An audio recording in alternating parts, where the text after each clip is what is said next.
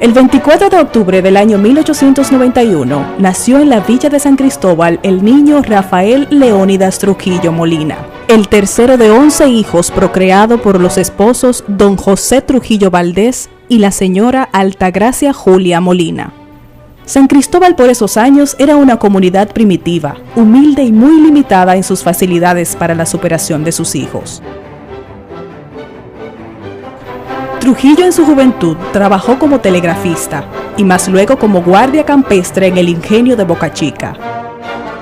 Cuando las fuerzas de ocupación norteamericanas dispusieron la creación de la Guardia Nacional, el joven Trujillo solicitó su ingreso mediante una carta dirigida al comandante Williams. Debo significarle que no poseo vicios de tomar bebidas alcohólicas ni de fumar, y que no he sido sometido a tribunales ni siquiera para asuntos de simple policía. Pueden dar testimonio de mis costumbres y maneras de conducirme personas honorables, y en esta capital los señores Rafael A. Perdomo, juez de instrucción de la primera circunscripción, Eugenio A. Álvarez, secretario del juzgado de primera instancia, y licenciado Armando Rodríguez, consultor jurídico de la Secretaría de Estado de la Justicia e Instrucción Pública. Así, el 18 de diciembre de 1918 es juramentado segundo teniente del incipiente cuerpo policial. En la nueva organización no tenía padrinos, pero por su disciplina y dotes personales, su carrera fue meteórica.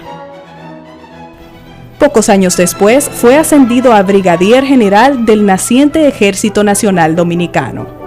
El apoyo irrestricto al poder civil del disciplinado ejército permitió que por primera vez en toda su historia, un gobierno democráticamente elegido por el pueblo cumpliera sus 4 años de período presidencial. Desafortunadamente, el presidente Horacio Vázquez logró extender por 2 años más ese período de gobierno y con miras a una reelección. El malestar político generado por esas maquinaciones palaciegas, agravado por la crítica salud del presidente Vázquez, gestó el llamado movimiento cívico-militar. Desde la ciudad norteña de Santiago, políticos, viejos revolucionarios, intelectuales y fuerzas vivas de la región integraban este movimiento radicalmente opuesto a los planes continuistas del gobierno. Sucumbe el gobierno del presidente Horacio Vázquez y surge un gobierno provisional encabezado por el líder de la revolución, Rafael Estrella Ureña, para aliviar en la nueva contienda electoral establecida durante la crisis político-social, se formó el binomio Trujillo-Molina-Estrella Ureña. Como triunfadores de dicho sufragio, el 16 de agosto de 1930, es decir, 11 años y 8 meses después de haber ingresado al cuerpo de la Guardia Nacional, Rafael Leónidas Trujillo Molina es juramentado presidente de la República Dominicana.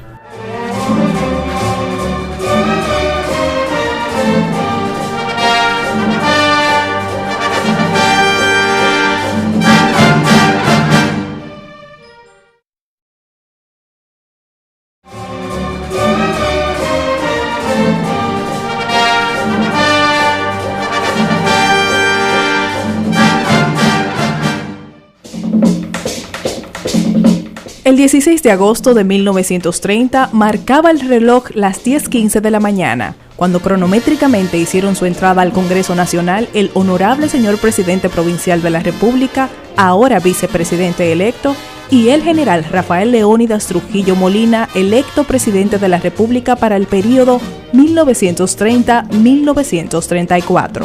Me considero irretractablemente obligado, frente al porvenir, a dedicar todo mi esfuerzo al afianzamiento de la paz, aun cuando para ello sea necesario castigar con toda severidad prescripta por la ley a los perturbadores del orden público, a rodear de efectivas garantías la amplia actuación de los tribunales de justicia para que no haya ningún crimen sin castigo ni ningún delito sin sanción, a garantizar el libre ejercicio de los derechos ciudadanos dentro de una política de fraternal cordialidad.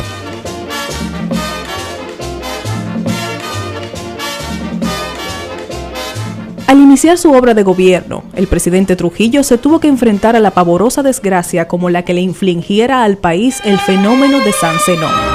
Con el optimismo que le caracterizaba, ansioso estaba ya de enfrentar la situación imperante. El impulso y la violencia de los vientos constituía una fuerza devastadora. De apocalíptica la calificó el listín diario de la época. Después de un largo tiempo de angustia y terror que parecía no terminar nunca, hizo su asomo el ojo del huracán. Con su embaucadora calma, el cielo despejado, azul, sin lluvia ni nubes. Nada más seductor para que la gente se tirara a las calles, motivados algunos por la curiosidad de ver los destrozos causados por el meteoro y otros por el espíritu altruista que los llamaba a ofrecer una mano amiga donde fuera necesario. El generalísimo Trujillo, sin detenerse a observar los daños causados a la mansión presidencial, se montaba en su corcel y salía a recorrer la devastada ciudad y a evaluar con sus propios ojos la magnitud de los daños para, a través de la radio, informar a la nación la gran tragedia que acababa de asolar a la ciudad capital. Ante la enorme catástrofe que ha destruido la ciudad de Santo Domingo y sus contornos, me siento profundamente conmovido. El cuadro pavoroso que se ha presentado a mi vista tan pronto como la furia del viento me permitió lanzarme a la calle, ha herido en lo más íntimo de mi corazón de ciudadano y de mandatario. En el primer momento y bajo la conmoción que me produjo tan fatal acontecimiento, brotaron a mis ojos lágrimas que nunca soñé derramar. El entonces presidente Trujillo, recién instalado, personalmente se ocupó de la atención de los damnificados. El espíritu de lucha del incipiente gobierno era indestructible. Impertérrito era su afán de levantarse y echar hacia adelante. No había lugar para el desaliento, pues no eran las limitaciones las que lo iban a detener. Todo lo contrario. La acción oficial se fue haciendo sentir con vigor y firmeza, a la par que una semillita de optimismo comenzaba a germinar en el ánimo de aquel pueblo abatido. Tomaría tiempo, por lo que no había tiempo que perder. La fraternal solidaridad internacional se volcó generosamente.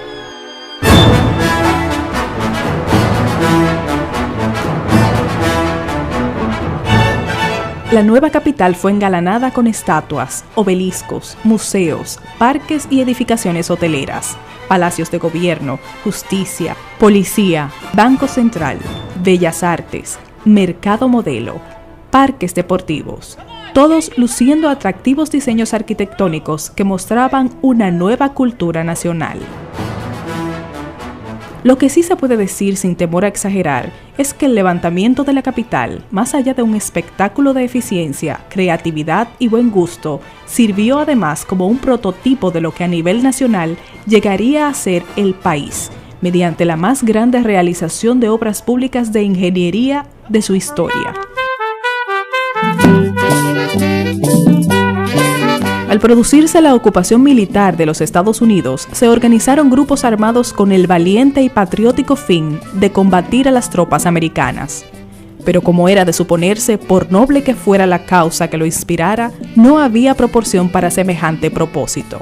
Estos grupos originalmente idealizaron la noble causa, pero la esterilidad de su gesto los fue desmoralizando hasta degenerar en peligrosos maleantes, criminales conocidos como gavilleros.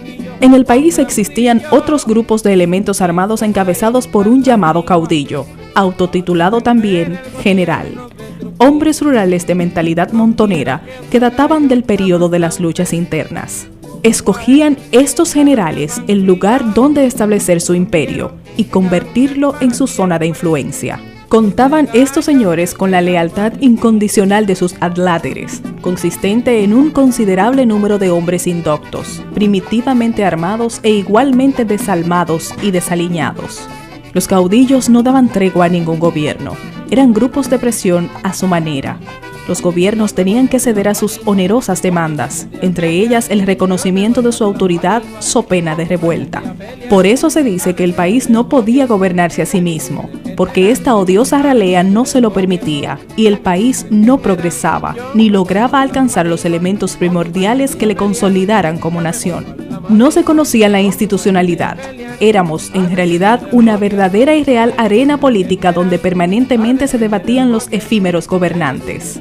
En los primeros meses del año 1931 fueron invitados todos los llamados generales de la época.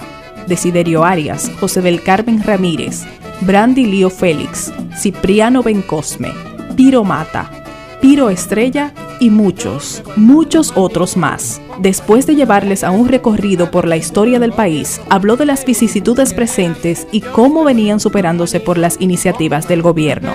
Les ofreció un ramo de olivo invitándoles a construir con esa nueva política de gobierno y a participar desde posiciones congresuales. Luego les dijo bien claro, inequívocamente claro, que la descentralización del gobierno era cosa del pasado. En lo adelante, toda autoridad emanará constitucional y exclusivamente del gobierno. Lo que no fuera así, estaría fuera de la ley.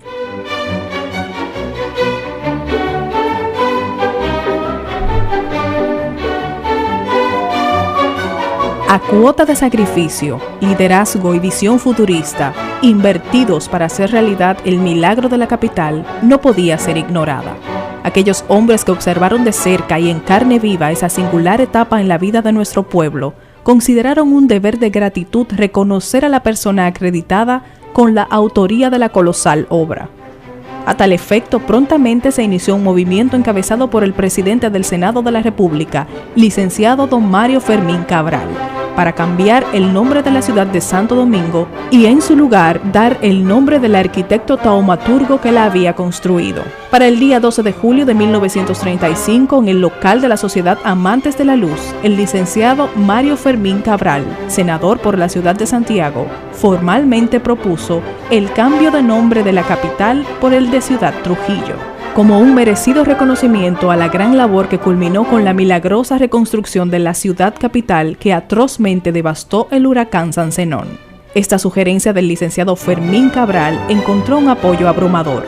De todas partes del territorio nacional se escuchaban voces en apoyo a su iniciativa. En diciembre de ese año, el señor Mario Fermín Cabral dirigió una comunicación al señor licenciado Jacinto Peinado, vicepresidente de la República, encargado del Poder Ejecutivo, pidiéndole el nombre de Ciudad Trujillo para la capital de la República. En una extensa carta dirigida al licenciado Porfirio Herrera, presidente del Senado, datada el 27 de junio de 1939, el presidente Trujillo declina el homenaje por razones expuestas en la citada comunicación. Sin que haya de tener en cuenta lo merecido o inmerecido del honor con que se quiere distinguirme de modo singular, al darle mi nombre a esta histórica ciudad de Santo Domingo, decía yo entonces, me adelanto a declarar que tal designio está en franca oposición con una de mis más caras aspiraciones de patriota y de gobernante, la de mantener la nación dominicana íntimamente vinculada a sus gloriosas tradiciones, que constituyen las páginas más interesantes de la civilización del Nuevo Mundo. Ruego pues a usted y a mis demás amigos de ambas cámaras no iniciar ningún proyecto de ley cuyo objetivo sea cambiar o alterar el nombre con que aparece consagrada en la tradición y en la historia la ciudad de Santo Domingo.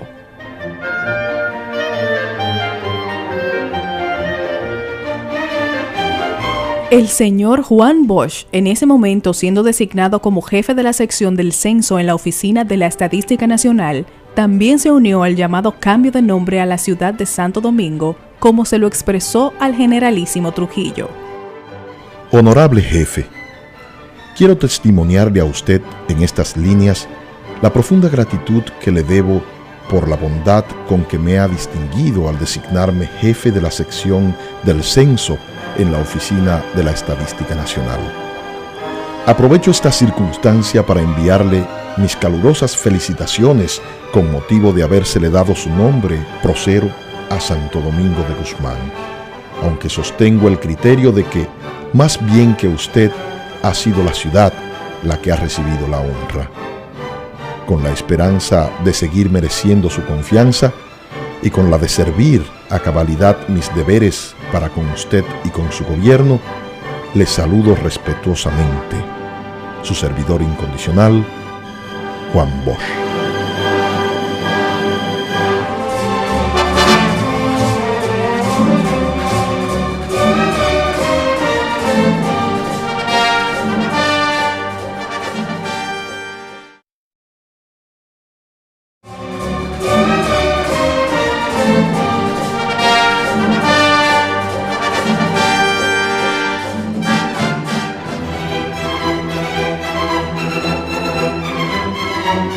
El principal desvelo del presidente Trujillo al asumir el poder fue la crisis económica del país, por lo que puso en marcha un plan de exhaustiva reorganización de la administración pública.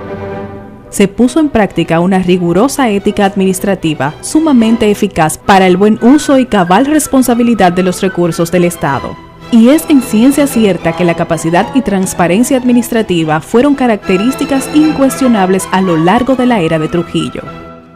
Hoy no se malversa un solo centavo, no se perdona un solo fraude. Una severa y supervigilancia tienen 100.000 ojos abiertos constantemente sobre el tesoro público.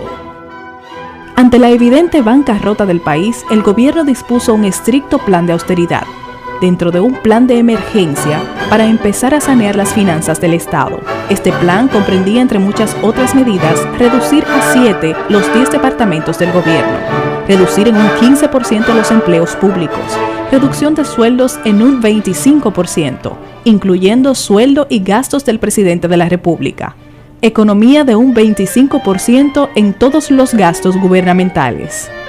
Dentro de ese plan de austeridad, el gobierno decretó que quedaba fuera de consideración todo gasto superfluo, no prioritario, y se congelaron los pagos a favor de la deuda externa.